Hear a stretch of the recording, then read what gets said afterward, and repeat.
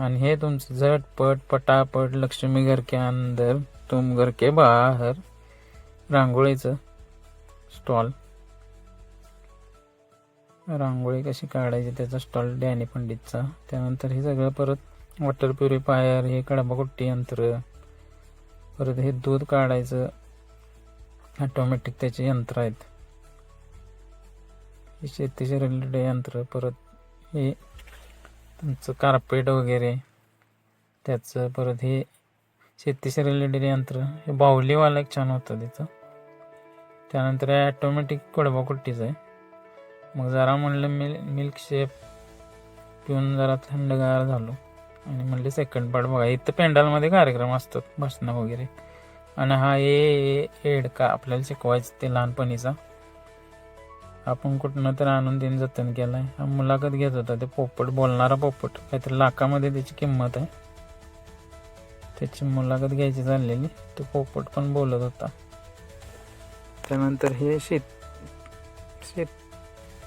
त्यानंतर हे सस्यपालन, परत वेगवेगळे पक्षी, बर्ड्स, त्यामध्ये बदक होतं. हे कोंबड्यांची, पांढऱ्या काळ्या कोंबड्याची झुंज लागलेली तिथं, आपल्यासारखंच त्यांचं पण आहे.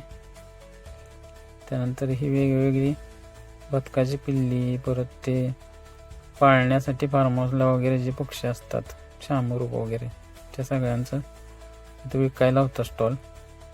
त्यानंतर हे पणपेर, आपली जत्रा, वारणानगरची जत्राच म्हणायची ही दरवर्षी. तर हे पाळणे, 11-12वीचे दिवस आठवले मुलांना बघून. आम्ही पण इकडे येऊन उधळ्या मारत बसायचे. खाऊ गल्लीतलं दिवस आठवले लहानपणाचे. बनारस पानवाला. अशा प्रकारे इथं वारणानगरच्या कृषी प्रदर्शनी रात्रीची लाइटिंग आता दिसायला लागलं. रात्री 8 वाजेपर्यंत चालू असते. तर श्वान स्पर्धा होत्या. हे बघा, कुत्र्यागात पळायचा काही विषय असतो का नाही, ते कुत्रं बागाचं पळतंय. आपण म्हणतो का ना कुत्र्यागात पळालो. हे बघा श्वान स्पर्धा, त्या पण मला बघायला भेटल्या.